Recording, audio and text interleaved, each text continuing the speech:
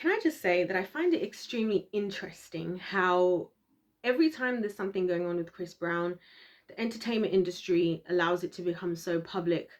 And the reason I say this is because a lot of the time the entertainment industry will hide things that they don't want to be out there. Like, I don't know if you guys have realized this, but a lot of you I'm sure have, that certain topics and certain people, when you speak on them, I won't even say what group of people I'm thinking of but right now, but if you even breathe a word about certain topics or people or groups of people, you can be essentially deleted off the internet in the space of like 10 minutes.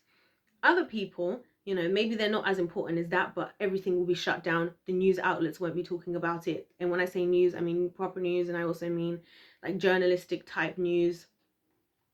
Um, and I find that really interesting. I find it interesting that the entertainment industry is always pretty happy to not protect Chris Brown. In fact, I actually think they're doing the opposite. I think they always, with every step that they take, they're always playing a game with this man. This is what I believe, because I was thinking about this. First of all, he released a song with Chloe Bailey, which I haven't yet to. Did I check it out yet? I don't think I have, but I'm yet to check it out. I may do a lyric review because, you know, guys, every now and then I do lyric reviews of songs.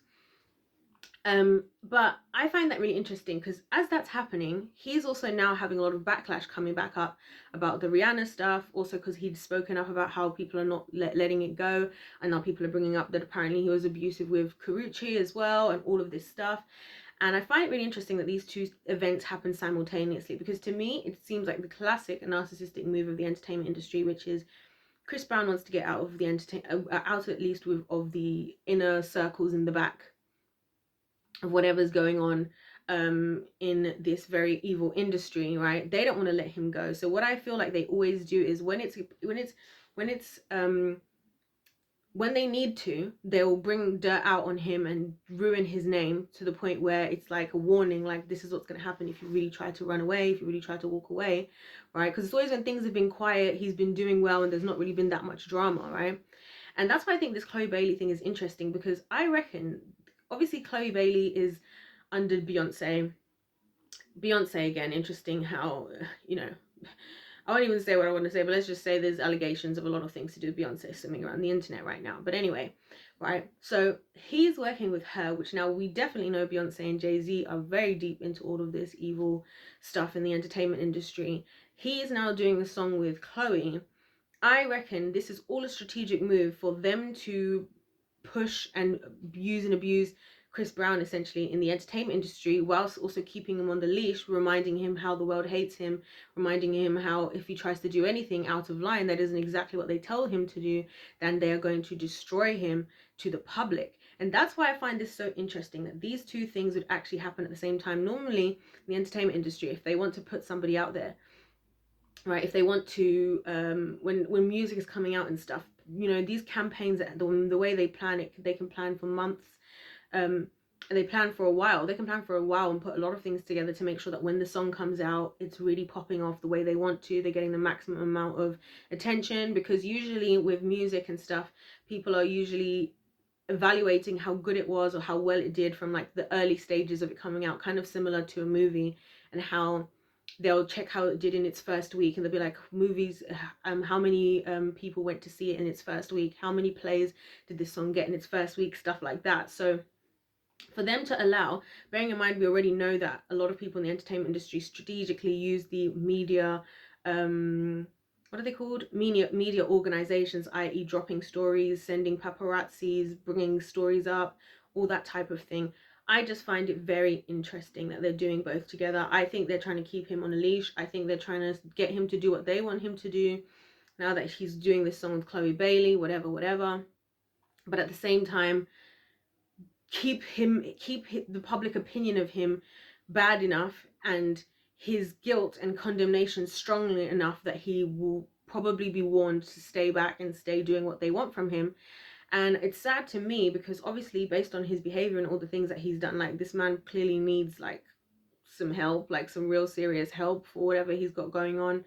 Obviously we know the industry doesn't care, because I've said to you guys before, I've done so many videos about it up until this point, where I say the entertainment industry's strategy is use, abuse, dispose. They use and abuse you as long as they can, and then they dispose of you either if you unfortunately die, your mental health issues become so bad that maybe you have to be put into a psych ward, or you're just too old now, whatever. Usually the people, once the industry is done with you, are not in a good place, and we've seen that time and time again.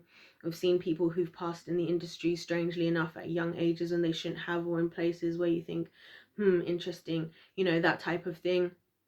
And so I do think with him that that's what the industry is doing. They're strategically using and abusing him as much as they possibly can, because he's obviously very talented in many different ways, and more naturally talented than a lot of other artists who are just, like you have the industry puppets.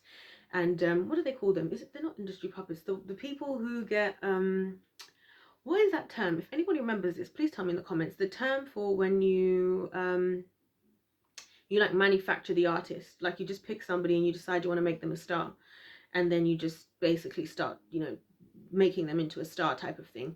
I can't remember what the terminology is for that, but there's a lot of that goes on in the entertainment industry. So I think he's too good for them to just like drug and like throw to the curb or kill just yet. But then I also think he wants out, because I said this before, I find it super interesting, especially now that Rihanna was found to be on Epstein's list, and not Chris Brown. Although I'm still yet to go through the whole of the 116 pages, guys. So I will be doing that as well. I find it interesting, like I said, how, certain artists, when they seem to be super duper compliant with everything that the industry wants of them, their career goes forward. There's never a scandal about them. They're always getting the biggest opportunities. And others who kind of speak out about the industry, whether in interviews or in their music, tend to have lots of stories that come out about things that they've done, tend to get a lot of backlash. They tend to not get certain opportunities of a certain level. Like they might be able to run their concerts, but like they're not performing at the Super Bowl, you know what I mean? Or they might be able to, you know what I mean? Or, and stuff like that. Because that was the other thing, was it the Oscars or the Grammys? There was one of them, or maybe even both. Why would he have been at the Oscars?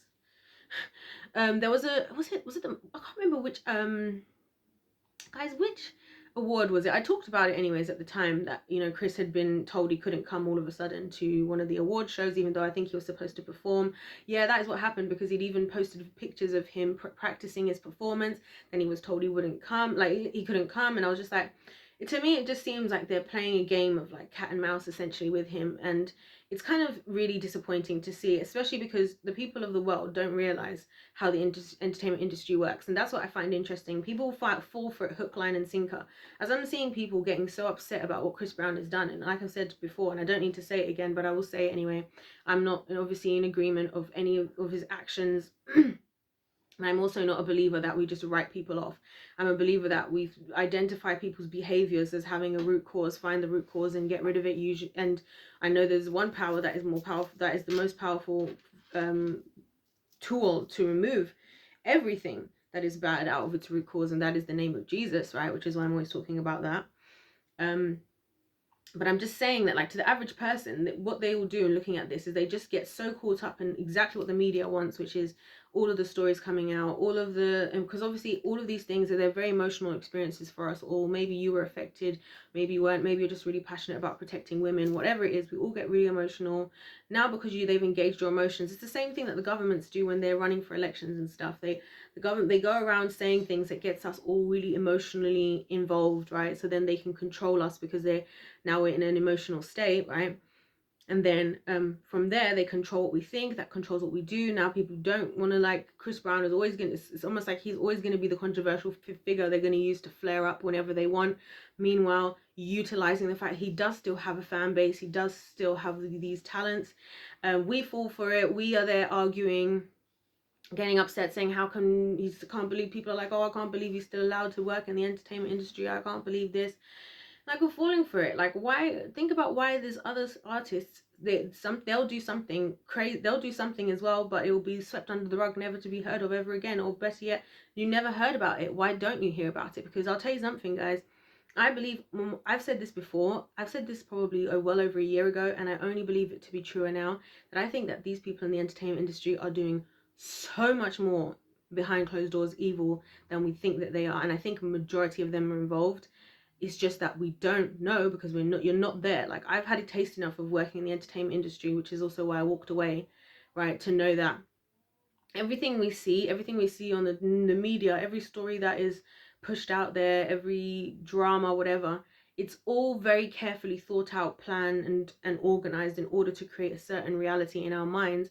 And so my suggestion and my point in this video is just to say, as much as we're all talking about, you know, Chris Brown and what he's done, just think about why the industry is using him specifically, and also the other people involved as well. Like I said, I'm not defending his behavior, but I'm using him as an example just because I think he is another one of the many examples of, like, people will say, oh, and the judge did this and the judge did that, and when with him and Karuche, and the judge did this with Rihanna, but then they don't talk about, like, let's talk about Amber Heard. Amber Heard got in trouble. Amber Heard was actually being abusive as well, but guess what? The judge repeatedly, a lot of times, especially in the UK trial,